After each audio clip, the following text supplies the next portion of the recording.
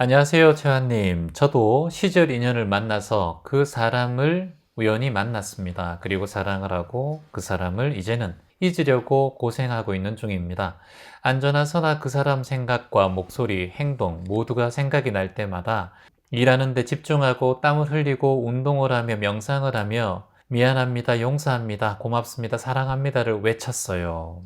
미워하지 말고 원망하지 않고 오히려 미안한 마음도 많이 올라옵니다. 내 마음, 이런 마음을 인정해주고 알아차리고 있어요. 4개월이 지나니까 이제는 잠도 잘 자고 밥도 잘 먹어요. 지금은 한 2년이 지났어요. 그렇게. 이제 생각도 별로 안 나고 덕분에 오히려 고마운 생각까지 들어요. 이제는 그 사람이 잘 되기까지 바랍니다. 사람은 아픈 만큼 성장하잖아요. 덕분에 나를 사랑하는 법을 알게 되었습니다. 자존감도 생기고 미워하면 내 마음도 점점 더 괴로워진다는 것도 명상을 통해서 알게 되었습니다.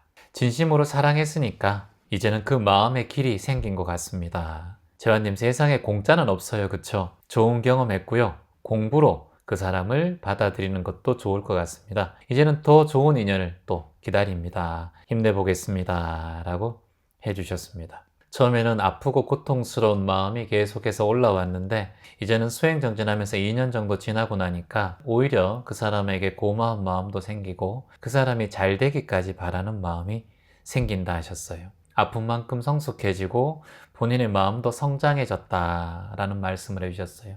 오늘 제가 여러분께 말씀드리고 싶은 게 한 가지가 있었어요. 번뇌가 곧 볼이다 라는 말이었어요.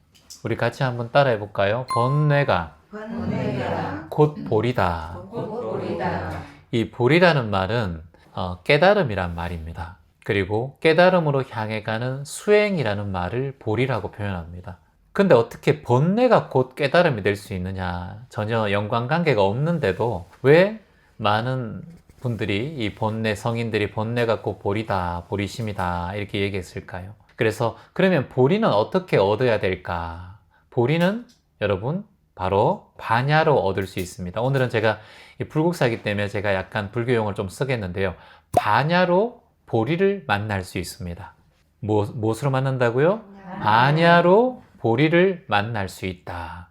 그럼 반야는 무엇이냐? 바로 지혜입니다. 지혜. 그러니까 지혜로운 공부와 지혜로운 수행정진을 하다 보면 결국은 보리를 만난다. 그러니까 깨달음을 만난다라는 말씀이에요. 그래서 수행자는 이 반야와 반야심과 보리심을 놓치면 안 된다라고 성인들은 말씀하셨습니다. 질문자분께서 시절 인연을 만나서 깊이 사랑했지만 그 사람을 잊기 위해서 많은 힘든 과정을 보냈다고 했습니다. 처음에는 상대방의 행동과 목소리가 자꾸 떠올라서 힘들었지만 운동과 명상을 만나면서 미움 대신 용서를 통해서 실천했다라고 하셨습니다. 그리고 시간이 지나면서 자연스럽게 감정이 정리되었고 오히려 상대방에게 고마운 마음까지 생겼다. 이제는 그것을 통해서 자존감도 키워졌고 이제는 진정한 사랑의 의미를 깨닫게 되었다. 떠나고 난 다음에 그 사람과의 모든 상황을 이제는 마음으로 품을 때 진정한 사랑의 의미를 깨닫게 되었다. 그럼 그 사람에게 미움이 계속 생겼다면 진정한 사랑의 의미를 깨달을 수 있었을까요? 깨달을 수 없겠죠. 그냥 사랑은 원망이구나. 사랑은 나를 아프게 하는구나. 곧 사랑하는 사람이 생기면 또 괴로움이 올라오겠구나.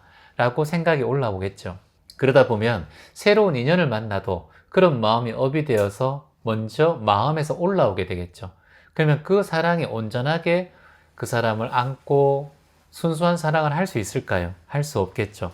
그만큼 우리가 결과적으로 중요한 건 뭐다? 지나고 난 다음에 어떤 뒤에 그 마음을 내느냐에 따라서 앞에 전자의 모든 일들이 다 치유되고 승화될 수 있다. 그리고 우리는 언제나 미래를 품고 살아가잖아요. 현재에 집중하면서. 근데 내가 그것을 안 좋은 기억으로 마음을 낸다면 우리의 미래도 어두워질 수밖에 없겠죠. 세상의 인연은 수없이 무상하게 인연 무상이란 말처럼 모든 인연은 변화하고 항상함이 없다. 그래서 뭐라고 한다고요? 인연 무상. 뭐라고요? 인연 무상이라는 말을 합니다. 그래서 우리가 사람을 만나고 헤어지는 것, 그리고 사람을 존재를 만나는 것을 어떻게 보면 소유라고 얘기를 합니다. 하지만 그 존재 자체를 인정하고 소유가 아니라 그리고 함께 공유죠. 이 생활을 공유하는 거. 오늘 여러분들과 함께 하는 건 이 템플스테이를 함께 공유하는 거예요. 그리고 같이 함께 꽃을 보고 같이 함께 하늘을 보고 같이 함께 다보탑을 보고 별을 보고 초생달을 보면서 우리는 이 자연을 함께 공유했어요. 혼자 보던 그 기쁨도 좋았지만 같이 감탄을 하면서 새로운 보는 시선을 통해서 우리가 더 기쁨이 배가 되는 걸 느꼈어요.